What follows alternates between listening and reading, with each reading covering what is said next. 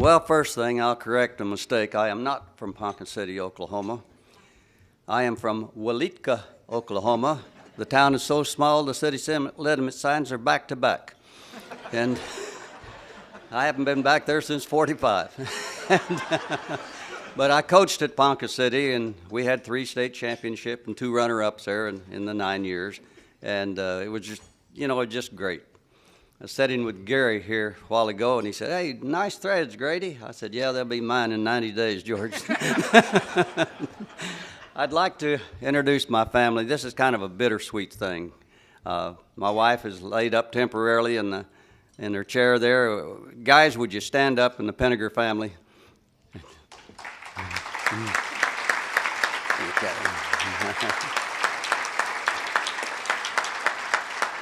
Thank you. This business of being inducted into this is really fantastic. And I've gotten letters from all over the country from former kids. You never really know what a young man is thinking when you're literally beating the hell out of him. And it's one of those things that I never cut in wrestling, never. If he couldn't chew gum and walk at the same time and he could put up with me, he had a place to come to. And there was a lot of them, and those are some of the letters I've been getting.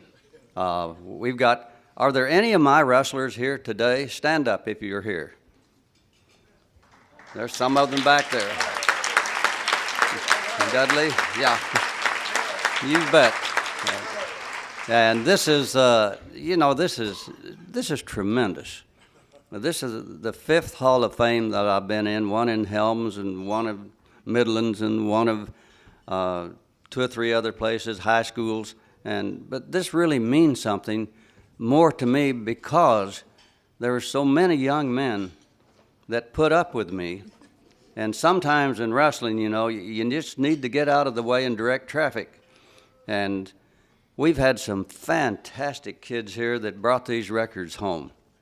And a lot of them didn't change and kept on winning with whatever they had to come in with. My coach said in Oklahoma State, he said, "Don't ever make the mistake of telling a young man you want to change him. Just work with him and work with him because you've alienated him immediately if you tell him that."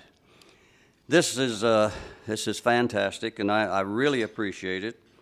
2 of the hardest things I ever had to do, one was coming from Ponca City, Oklahoma, to here. We were so happy there in high school, and we were ruling the roost in Oklahoma. And I came up here. I'll sit down with Biggie Munn and President Hanna, and they said,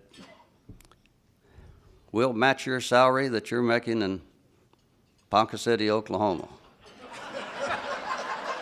My first thoughts were, any more jokes? And anyway, I stood up to leave, and I said, "I thank you, gentlemen, for the trip, but if an assistantship in a Big Ten university isn't worth any more than a high school coach's salary in a state in the nation that's 37th and still is in salaries," I said, "I'm not interested." And Hannah looked at Biggie and he said, "I thought this is who you wanted for your wrestling coach." And Biggie turned crimson. And he, "Well, I did too." And he said, "Well, why don't you offer him enough money that he can afford to come up here?" And so I got a raise right there. And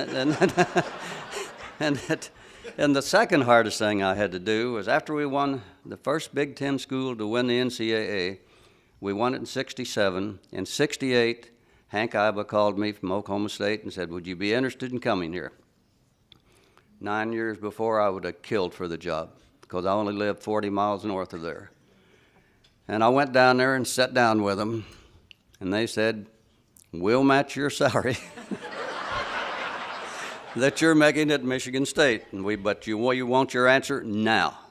I said, "I can't give you my answer now." I said, "I've got to call my athletic director and give him the benefit of the doubt here."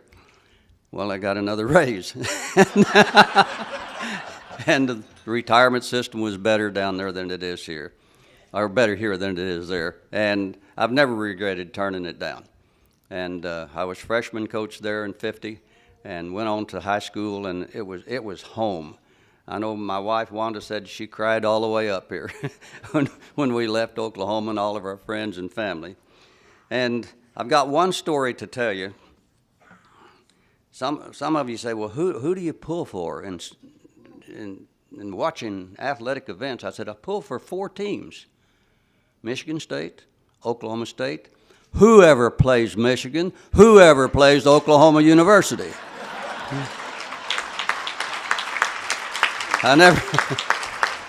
I never lost to anybody for either one of those schools. You don't know what competition is till you've gone to OU and shown up down there in the orange and black, and they start throwing things out on the mat. It's really interesting. And anyway, I've got one story to tell you, and this is true, all except for the line I fed the kid. Okay? We lost Dave Porter, the great heavyweight from Sexton. Oh my God, he went to Michigan. I couldn't believe it. And someone said, well, there was a kid in California that lost a debatable match to him. So I found out it was Jeff Smith that lived at Cerritos, California. So I flew to Cerritos. I went to the home. The parents were from Oklahoma, which helped a lot. And we really talked everything. And finally he said, well, Coach, it's so far away. He said, I've only got 2 years left since I'm junior college. I really don't think I want to come. And I thought to myself, well, holy cats, all of this thing, 2 disappointments, well, I might as well leave them laughing. And so this is true. And so I said, you know, when I came out of Frisco with that rent-a-car, I said, there was a guy hitchhiking. And I stopped and picked him up. This is a lie. And I stopped and picked him up. We hadn't gone 20 feet, and he reached over and started patting my leg. And I looked at him, and I pulled off the road, and I said, listen, I'm straight, you're gay, we have nothing in common, fella, just get out. He reached in his pocket and pulled out an aerosol can. I thought it was a knife, and he sprayed that car all over. And the Smith family was just listening to all this, and I said, I've yet to find out what it smells like. I said, Jeff, what does that smell like to you? And he leaned over, and I kissed him on the forehead. I mean, his family were laying on the floor laughing. And he just turned crimson, and I thought, well, I've done all I can do. And he looked at me, and he said, that settles it. He said, I'm coming to Michigan State. If it takes 2 years, I'll get even with you. And that's the God's truth. And anyway, we come up, the 2 undefeated wrestling teams in the United States in '68, Michigan State, Michigan, and Porter was the heavyweight. We got up to the heavyweight match, and we had to win it to win the meet. Well, who's going to think Smith's going to beat Porter, the national champion? He not only beat him, he pinned him. And I'll tell you, that field house exploded over there at Jenison. It was the greatest thrill. It was even better than winning the national tournament, and that's the truth, because you have to wait for guys, you know, to either win or lose. But these kids did an unbelievable job. I'm pulling so hard for you, Tom, because I've been at the bottom. I know. We went to the Big Ten one year and won 1 match. 1 point in the Big Ten, and I'm telling you, snakes don't get any lower. And I know what you're going through, and it's got to change, and it will change, but it sure takes a lot of hard work. And God bless all of you for coming. This is a great, great honor. Thank you.